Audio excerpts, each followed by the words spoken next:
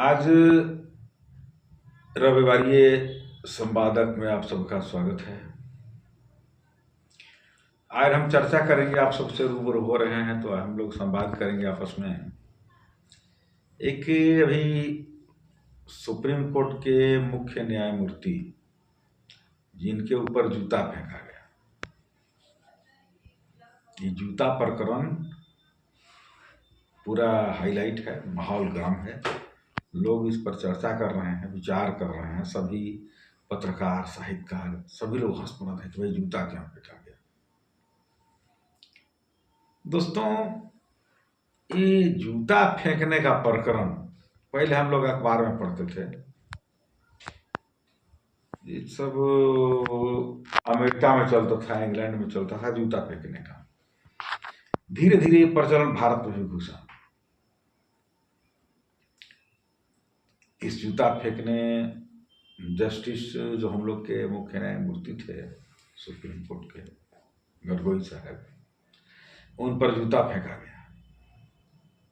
निश्चित रूप से बहुत बड़ी घटना है और निंदनीय भी है। इसे कोई अच्छा नहीं कर सकता। कम से कम भारत के जो सभ्य नागरिक होंगे इसे अच्छा तो नहीं कहेंगे, लेकिन ये जूता फेंका गया, क्यों फेंका गया, हम इस पर चर्चा करेंगे। क्या जूता फेंकने वाले सही किया? तो नहीं किया, लेकिन जूता फेंका तो शौक से फेंका या फिर उसको फेंकने के लिए मजबूर किया गया, इस पर भी चर्चा करना जरूरी है। सुप्रीम कोर्ट भारत का न्यायालय में भी सर्वोच्च न्यायालय है, सर्वोच्चतम न्यायालय है, और जज में भी, न्यायाधीश में भी न्यायमूर्ति हैं। सुप्रीम कोर्ट के मुख्य न्यायमूर्ति, उन पर जूता फेंका गया। सुप्रीम कोर्ट के मुख्य न्यायमूर्ति पर जूता फेंकने का मतलब पूरे देश के मुंह पर जूता फेंक देना। कोई हमारे देश के सुप्रीम कोर्ट के मुख्य न्यायमूर्ति के मुंह पर जूता फेंक दे, मतलब पूरे भारत के मुंह पर जूता फेंक दिया। कोई हमारे राष्ट्रपति के मुंह पर जूता फेंके, कोई प्रधानमंत्री के मुंह पर जूता फेंके, मतलब पूरे देश के मुंह पर जूता फेंकने के बराबर है। और इसे भारत का कोई भी नागरिक, सभ्य नागरिक जो होगा, इसे अच्छा नहीं कहेगा। और हम समझते हैं किसी को अच्छा नहीं लगा होगा, लेकिन जूता क्यों फेंका? माननीय न्यायमूर्ति साहब ने जो फैसला दिया, खारिज किया अपने केस में। केस कोई बड़ा नहीं था, साधारण केस था, और इस साधारण केस में क्या है कि वो बोल रहे थे कि जाओ, मूर्ति टूट गया तो टूटने दो, मंदिर विखंडित हुआ तो होने दो, जाकर के उसी भगवान के सामने माथा टेको, नाक रगड़ के गिड़ाओ और कहो कि जैसे मूर्ति था पहले फिर वैसा ही हो जाए। मैं समझता हूं माननीय न्यायमूर्ति साहब को ही समझना चाहिए था कि कहीं ना कहीं गलत टिप्पणी की है।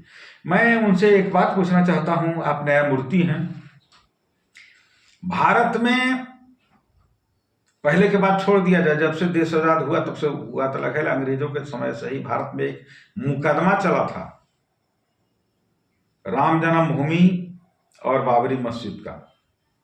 माननीय न्यायमूर्ति महोदय, आप जरूर सुने होंगे कि ये मुकदमा लंबे अरसे चला, लास्ट में फैसला हुआ।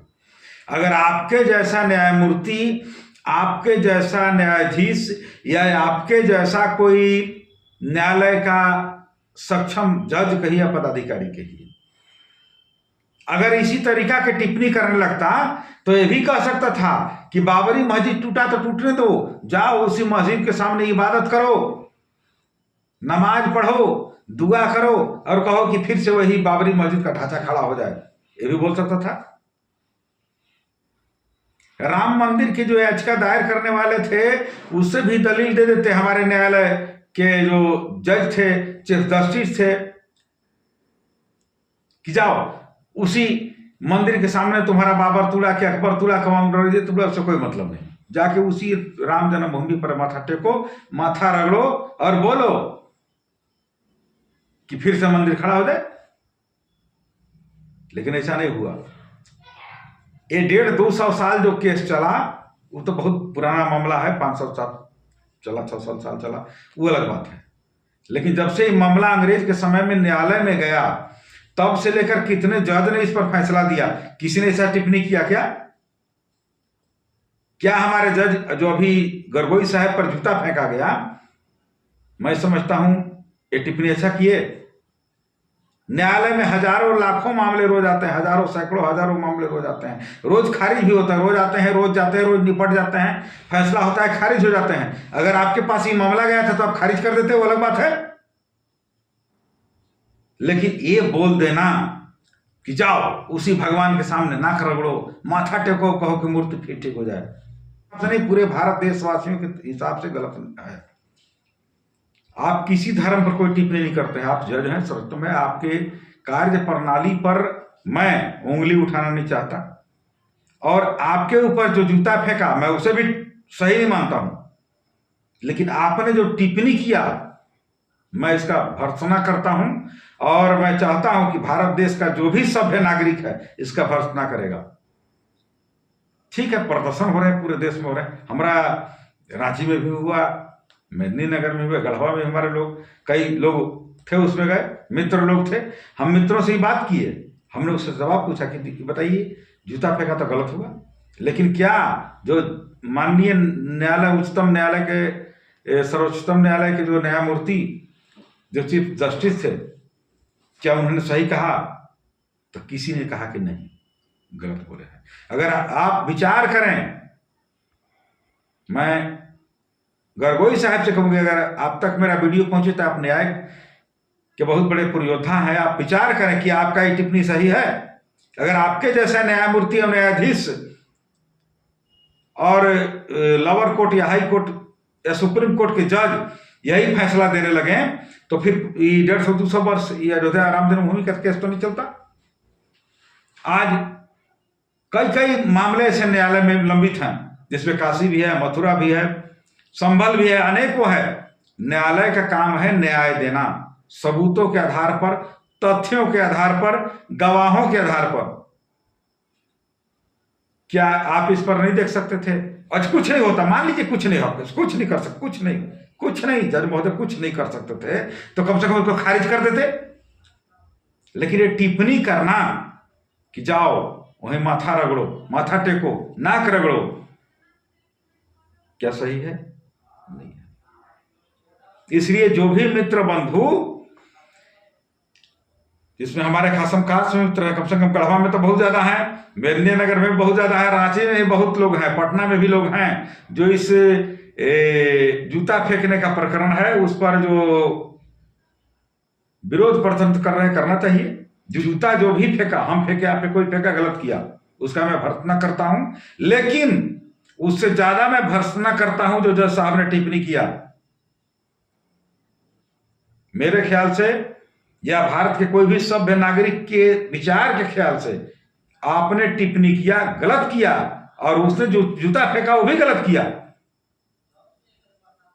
अगर आपके टिप्पणी पर उस समय जूता फेंकने वाला नागरिक जूता फेंक के आपके नैरेटिव पर चढ़ जाता तो भी भारत के नागरिक गलत नहीं कर सकता था, क्योंकि आपने गलत किया और उसको ऐसा करने के लिए मजबूर किया। ये जहां तक हमारी समझदारी है, जहां तक मुझे ज्ञात है, ज्ञान है, जब गलत करने के लिए कोई मजबूर करता है तो उस समय सारी चीजें बंद हो जाती है। जैसे उदाहरण के लिए मान लीजिए, हम खड़ा है रोड पर, हमारी लड़की कोई आंख उठा के देखे, हमारी बहन को कोई छेड़छाड़ करे, उसको बलात्कार करे, तो क्या मैं कानून का सहारा दूंगा? जितना बनेगा उसका मैं कत्ल कर दूंगा, हत्या कर दूंगा। तो आप या गलत जो भी हो जाएगा बाद में क्या सजाया होगा, क्या गलत है, क्या उचित है, क्या अनुचित है, और बाद की चीजें रही। लेकिन उस परिस्थिति में जितना बनेगा, इंसान, भारत का कोई भी नागरिक हो, एक कदम उठाएगा ही। इसीलिए जिसने जूता फेंका हम उसकी भर्त्सना करते हैं, लेकिन जहां तक हमारी समझदारी है उसमें आपने उसको जूता फेंकने, जूता मारने या फिर जूता पहन के आपको ठोकाई करने के लिए आपने उसको मजबूर किया। इसलिए मैं कहता हूं कि चाहे सुप्रीम कोर्ट के मुख्य न्यायमूर्ति हो या फिर न्यायाधीश हो या फिर हाई कोर्ट के न्यायाधीश हो या लोअर कोर्ट के हो या चाहे जो भी पदाधिकारी हो या हम हो या आपको भारत का जिम्मेवार नागरिक कोई भी हो जो देश के प्रति, समाज के प्रति, चाहे मुखिया, सरपंच, वार्ड सदस्य हो, अगर कम से कम जो जिम्मेवार पोस्ट पर बैठा है, आवारा लोग घूम रहे तो घूमने दीजिए, उसका कोई बात नहीं मैं करता। लेकिन अगर उसको कोई भी संवैधानिक पद अगर मिला है, चाहे पत्रकार हो, साहित्यकार हो, कलाकार हो, अगर कहीं बैठा है, उसका 100, 200, 1000, 2000, 5000, 10,000, 20 लोग चाहने वाले हैं, तो मुंह से बानी निकालने से पहले हमको, आपको, हम सभी को, पूरे भारतवासी जो भी भारतीय नागरिक है, सबको इस बात पर ध्यान रखना चाहिए कि जो हम बोल रहे हैं उसका रिजेक्शन क्या होगा, इस सोच करके बचना चाहिए। भाई सुप्रीम कोर्ट के मुख्य न्यायाधीश, न्यायमूर्ति तो अलग बात है, और आपको तो बहुत सोच के बोलना चाहिए। आपने जो किया वो गलत ही सही, जूता फेंका गलत किया, लेकिन आपने भी गलत किया। दोनों व्यक्ति इस गलती को स्वीकार कीजिए और कृपया हाथ जोड़कर निवेदन है इस मामला को तुल न दिया जाए, क्योंकि हमारे मित्र भी इसमें जा रहे हैं। क्योंकि अगर चाहे तो इस पर डिबेट कर सकते हैं, मैं गलत का भर्त्सना करता हूं, चाहे गलत कोई भी करे, चाहे एक आम भारत का आम नागरिक करे या फिर सुप्रीम कोर्ट का मुख्य न्यायाधीश या न्यायमूर्ति करें या फिर प्रधानमंत्री, राष्ट्रपति करें, जो भी गलत किया उसका तुरंत भर्त्सना होना चाहिए। मेरे ख्याल से दोनों लोग गलत किए हैं, और गलत अगर पीछे वाला किया है तो उसको गलत करने के लिए आपने मजबूर किया, इसके लिए आप दोनों को माफी मांगना चाहिए। धन्यवाद। जय हिंद, जय भारत, वंदे मातरम, जोहार।